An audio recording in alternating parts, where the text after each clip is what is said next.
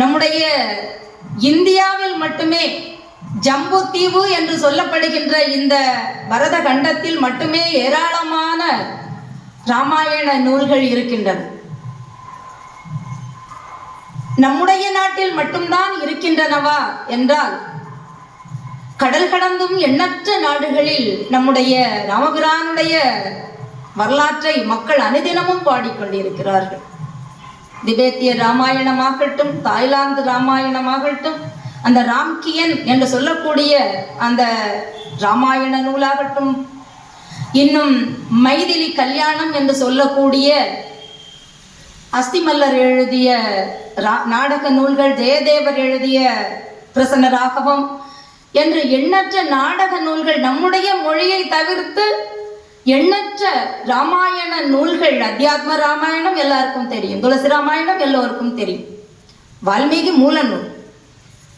இப்படி எண்ணற்ற ராமாயண நூல்கள் நம்முடைய நாட்டிலே இருந்தாலும் உலகிலே இருந்தாலும் ஏன் கம்பனுக்கு மட்டும் இவ்வளவு பெருமை?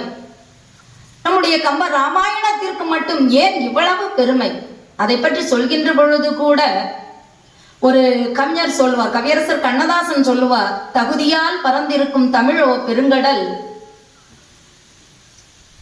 அதில் நிரந்தரமாய் பள்ளி கொண்டிருக்கும் கம்பன் காவியமோ தனிக்கடல், அதில் சொம்பள்ளி குளித்தாலும் சுகமாய் நீந்தி கழித்தாலும் கிட்டுகின்ற இன்பத்திற்கு அந்த எல்லையற்ற வானமே சாட்சி என்று சொல்வார்கள்.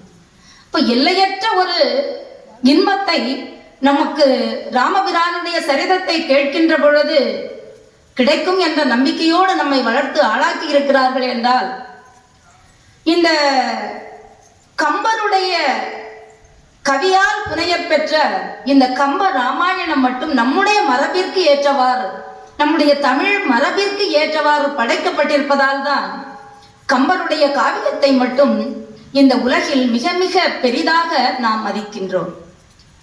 ஏனென்றால் இந்த உலகத்தில் ராமபிரானுடைய சரிதத்தை பாடுகின்ற பொழுது அவையடக்கம் என்ற ஒன்றே வந்துவிடும். ஏனென்றால் ராமபிரான் பொறுமைசாலி. அதனால் அவருடைய சரிதத்தை பாடுகின்ற பொழுது, அவருடைய திருநாமத்தை சொல்கின்ற பொழுது, ராமநாமத்தை சொல்பவன் எவனோ அவனே பூமியில் பாக்கியவான் என்று சொல்வார்கள். இவ்வளவு நேரமும் நாம் ஸ்ரீராம ஜபத்தை பார்த்தோம். அவருடைய திருநாமத்தை நாம் உச்சரிக்கின்ற பொழுது இந்த உலகத்தில் மிகப்பெரிய புண்ணியசாலிகள்.